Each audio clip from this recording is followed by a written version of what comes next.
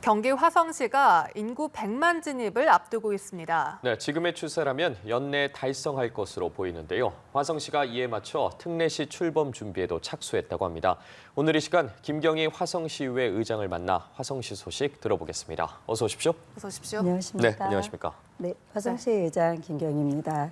네, 네. 최초의 화성시 여성 의장이십니다. 네. 지난 1년간의 소회 그리고 앞으로의 목표까지 여쭙겠습니다.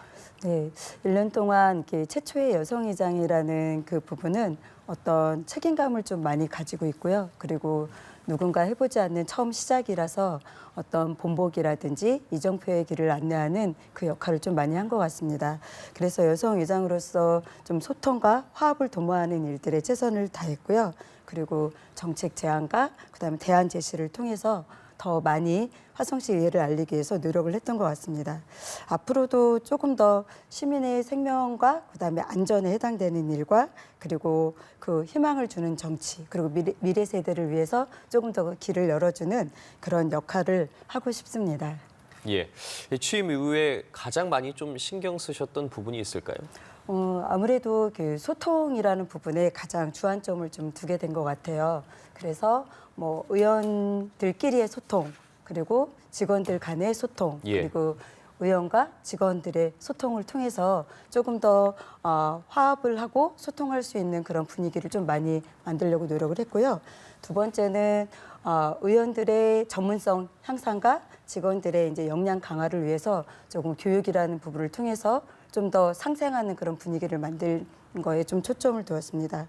그리고 세 번째는 가장 이렇게 주안점을 준 건데요. 홍보에 대한 부분을 했어요. 예. 원래 이제 시의원들은 홍보라는 부분에 많이 이제 주민들한테 알려야 되기 때문에 어떤 이제 100일이 되었을 때 의회에서 사진전도 열어서 이제 지역 주민들과 함께 초청해서 시민들에게 의회의 역할을 좀 알리는 것들을 했고요. 그리고 의회가 32주년 될 때는 32주년 행사를 통해서 또 알렸고 1주년이 됐을 때는 1년 동안 의정 활동을 한 그런 부분에 가지고 시민들과 함께 하기 위해서 그런 부분들이 좀 많이 노력을 해서 좀 더 의회가 시민께 다가가는 의회가 되기 위해서 그런 홍보 영역에 좀 주안점을 좀 둔 것 같습니다. 네, 이런 가운데 화성시 인구가 100만 명 돌파를 눈앞에 두고 있습니다. 네. 이제 2년 연속 100만 명을 유지하면 특례시가 되잖아요. 그렇다면 화성시 의회가 특례시 의회가 될 텐데 이에 대한 준비는 잘 돼가고 있습니까?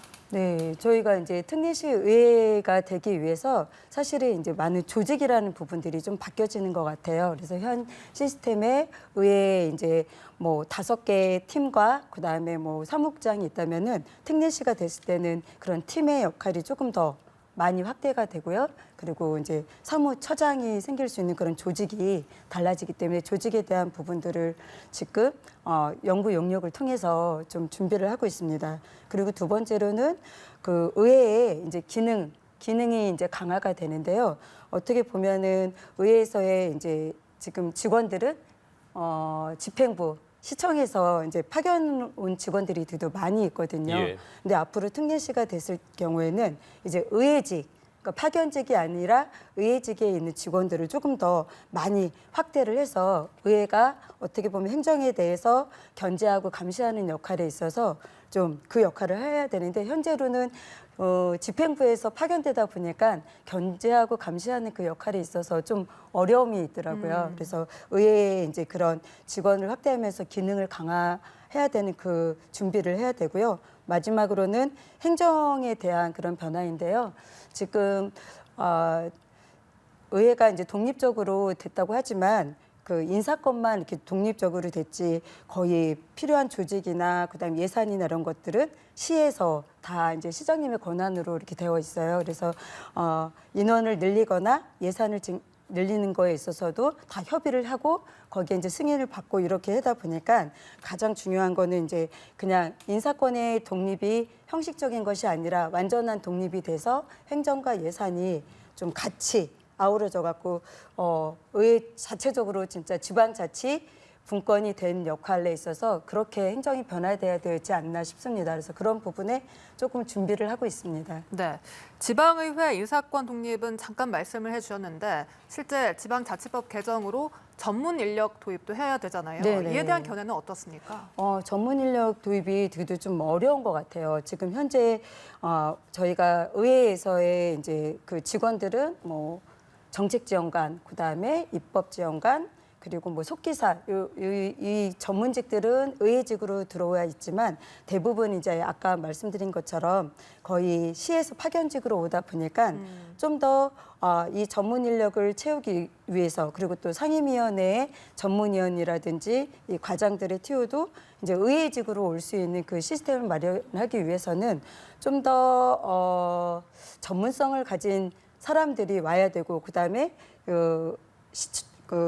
시청을 조금 더 견제할 수 있는 인원들이 좀 와야 된다고 생각을 하거든요. 그 부분에 있어서 이제 정책지원관의 도입이 의회에서의 이제 확대되고 있는데요. 정책지원관 역시 이제 지금 화성시 같은 경우에는 상임위원실 안에 있다 보니까 어떻게 보면 견제하고 감시하는 그 역할보다는 그 안에서 대부분 이렇게 잘 못하는 경우가 있어갖고 독립적으로 좀 따로 떼어서 팀을 조성할 수 있는 그런 역할들이 많이 필요하다고 생각을 하고 있습니다. 네, 여러 변화에 대해서 말씀을 해주셨는데 이 특례시 출범 준비가 한창이지 않습니까? 네. 화성시만의 좀 차별점을 꼽아주시겠습니까? 네.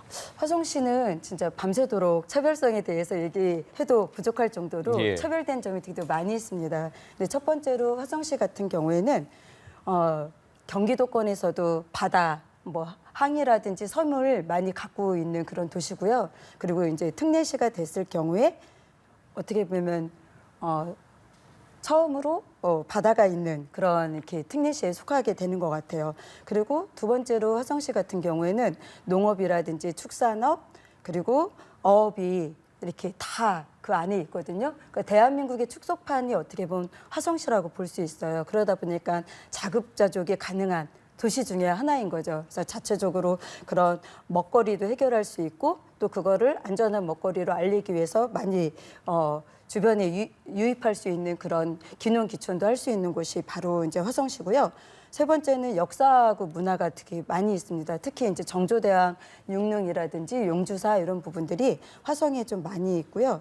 특히 우리가 이제 2027년도부터 이제 시작하는 송산 그린시티 국제 테마파크라는 곳이 이 경기도 화성에 이제 유치를 하게 되거든요. 예. 그렇게 되면 화성은 아마 전국적으로 가장 그 유일하게 차별성을 가진 그런 도시로 우뚝 쓰지 않을까 그런 생각을 좀 갖고 있습니다. 근데 이제 화성시가 이런 차별성을 갖고 있지만 가장 힘든 부분 중에 하나가 교통 문제인 것 같아요. 그리고 교통에 대한 부분을 좀 준비해야 되는데 화성시가 지금 어떻게 보면 뭐 국토부라든지 많은 그런 그 교통의 부분에 있어서 되게 열악하다고 볼 수 있거든요. 네. 그래서 이에 지금 준비하고 있는 게 동서 철도 구축망을 좀 준비하고 있고요.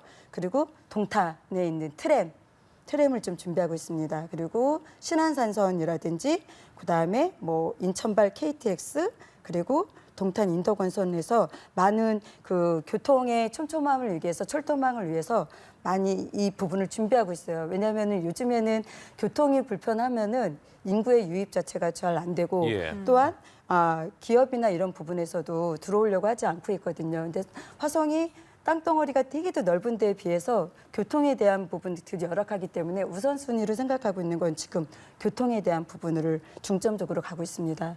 네. 그리고 화성이 조금 더 또 차별성을 가기 위해서는 교육에 대한 부분인 것 같아요.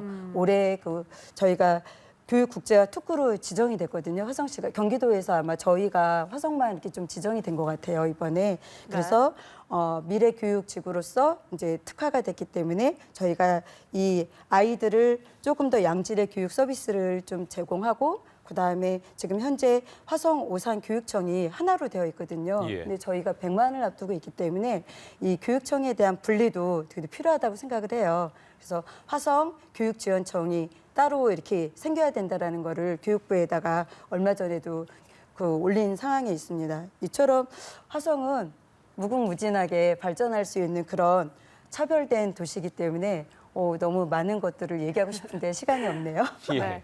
교통 교육을 말씀해 주셨으니까 그 외에 또 발전을 위한 계획이 있다면 뭐가 있을까요?